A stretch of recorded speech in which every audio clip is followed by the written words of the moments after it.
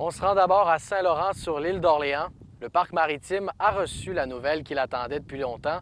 Il a obtenu son financement pour la construction d'un bâtiment multifonctionnel au coût de 1,6 million de dollars et financé à la hauteur de 532 000 dollars par le gouvernement du Québec qui était bien représenté lors de la conférence de presse avec la présence de la vice-première ministre Geneviève Guilbeault, de la ministre du Tourisme Caroline Proulx et de la députée du comté Emily Foster avec qui j'ai discuté.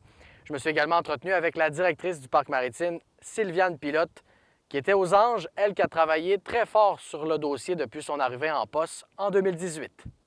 Donc, grâce à cette bonification qu'on a instaurée, ça nous permet de financer des beaux projets comme ici, ce bâtiment multifonctionnel. Et donc, je suis très heureuse. Moi, tout ce qu'on peut faire pour maintenir le caractère attractif et distinctif de notre capitale nationale, c'est une bonne chose. On le sait, on a une richesse historique patrimoniale extraordinaire ici. Ce sont de bonnes nouvelles aujourd'hui, Mme Foster. Qu'est-ce que vous avez annoncé en compagnie de votre collègue, Mme Proulx? Aujourd'hui, on est venu annoncer un beau demi-million de dollars pour le projet du parc maritime, un agrandissement, bâtiment multifonctionnel, terrasse extérieure, une exposition qui permettra également de préserver notre patrimoine maritime à l'île d'Orléans. Donc, que des bonnes nouvelles ce matin, là, un demi-million du gouvernement du Québec dans ce magnifique projet. Est-ce que c'est un dossier que vous connaissez bien? Oui, c'est un dossier que je connais très bien. En fait, ce fut un des premiers dossiers qui est tombé sur ma table de travail au tout début du mandat. On a travaillé très fort avec la directrice générale Sylviane Pilote, que je salue et dont je félicite l'implication exceptionnelle dans le dossier. On l'a travaillé très fort, mon équipe et moi, parce qu'il fallait rentrer le projet dans des programmes, donc il fallait le retravailler.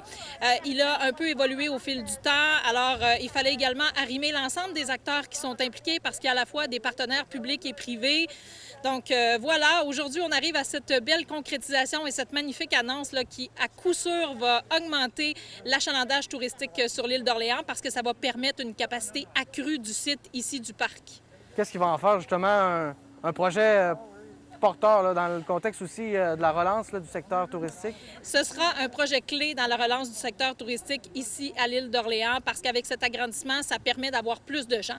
Auparavant, on était obligé ici au parc de refuser des touristes. Pourquoi? C'était pas faute de popularité, c'était vraiment question de place. Alors là, ça nous permet d'avoir un projet qui peut se concrétiser et qui peut amener plus de touristes. Également, ça nous permet d'avoir des opérations, non pas sur une saison dans une année, mais sur 3 saisons dans une année. Et possiblement, peut-être un jour 4 saisons, comme la directrice le mentionnait aujourd'hui. Donc, ce ne sont que de belles nouvelles pour notre relance. Ça va permettre, là, c'est un chantier de 1,7 million au total. Alors, à coup sûr, ça va contribuer à la relance économique et touristique de l'île. Dernière question, quelle est l'implication du gouvernement du Québec là, dans ce projet? Sur un montage de 1,7 million, nous sommes impliqués à la hauteur d'un demi-million, donc un peu plus de 500 000 $ qui proviennent du ministère du Tourisme et également du secrétariat à la capitale nationale. Madame Foster, merci beaucoup pour vos commentaires. Merci. Sylviane, est-ce que c'est un grand moment aujourd'hui pour le parc maritime? Un très, très, très grand moment pour le parc maritime, un moment qu'on attend depuis tellement longtemps, un projet qu'on souhaite depuis vraiment longtemps pour assurer la pérennité du musée et en faire le développement. Donc oui, c'est vraiment une super de belle journée aujourd'hui. Le mot du jour, c'est bâtiment multifonctionnel. Qu'est-ce que ça va permettre concrètement? Alors, plusieurs choses. Plusieurs choses. Donc, le bâtiment va permettre, dans un premier temps, d'avoir de l'espace pour pouvoir accueillir toutes les demandes de visiteurs qu'on a habituellement. Va permettre aussi l'augmentation de revenus autonomes avec une plus grande boutique. Développer des nouvelles offres touristiques aussi, avec notamment le développement de la clientèle d'affaires, avec une salle, avoir nos bureaux administratifs sur place, ce qu'on n'a pas présentement, et surtout de mieux respecter et de mieux répondre, je dirais, à notre mission muséale en termes de rapatriement des collections, de conservation et de diffusion du patrimoine maritime de l'île d'Orléans. Et je pense que le bâtiment va prendre place derrière nous. Qu'est-ce qu'on veut créer comme endroit, là? D'abord pour accueillir les touristes? Oui. Tout à fait. Donc, c'est en premier lieu un projet touristique, c'est un projet culturel, c'est un projet muséal. Donc, le bâtiment va permettre aussi la rétention des visiteurs. Présentement, on a des bâtiments qui sont vraiment très petits, qui sont très exigus. Même au niveau de la boutique, 4-5 personnes dans la boutique, c'est un gros maximum.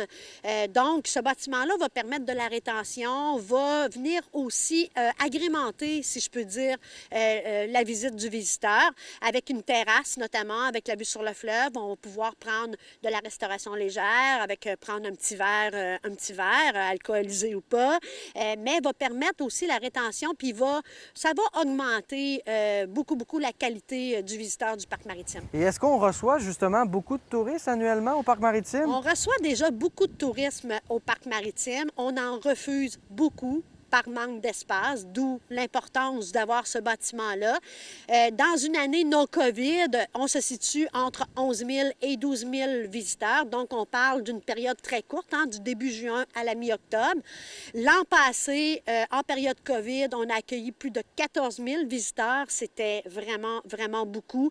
Mais comme je dis, je refuse énormément de demandes de toutes sortes parce qu'on n'a pas les infrastructures. Donc, avec le bâtiment, ça va permettre non seulement de pouvoir répondre à toutes ces demandes-là, mais aussi d'allonger la saison touristique, donc à 3 saisons, voire 4 saisons éventuellement.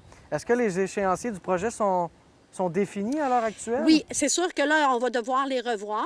L'échéancier, on va devoir le revoir à cause de la COVID. Bon, évidemment, tout ça recule d'une bonne année, mais on parle de peut-être un début de construction en 2022 pour une ouverture officielle en 2023. Je pense que la directrice serait vraiment très contente. Voilà. C'est un projet sur lequel tu as travaillé très fort. Quelle a été justement la clé du succès dans ce dossier-là, dans sa réussite? Écoute, la capacité de convaincre, je pense, les partenaires. Lorsqu'en juin 2018, je me suis dit, il faut absolument que je présente le projet pour un peu aller tâter l'intérêt des partenaires, l'intérêt du milieu à un projet comme ça. Et j'ai rassemblé autour d'une table des partenaires financiers, d'entreprises d'économie sociale, mais du privé aussi, des ministères. Et je leur ai présenté le projet du bâtiment avec un PowerPoint. Et l'intérêt a été vraiment immédiat, à tel point qu'il y a des partenaires qui ne sont pas présentement dans le montage financier puis qui aimeraient bien y être. Mais ça a été vraiment un coup de dé. Mon pari a été réussi. Et par la suite, avec le plan d'affaires, l'étude de marché et tout ça, les partenaires ont vraiment embarqué. Dans un premier temps, le gouvernement, lorsque j'ai déposé le dossier au PSSDT, donc au ministère du Tourisme, et par la suite, les différents partenaires où j'ai travaillé depuis plus de 3 ans, là, je dirais, à déposer des demandes, à monter des dossiers et à aller chercher tout ce financement-là à hauteur de tout près de 1 700 000. Sylviane, félicitations. Merci infiniment. Merci beaucoup. Merci.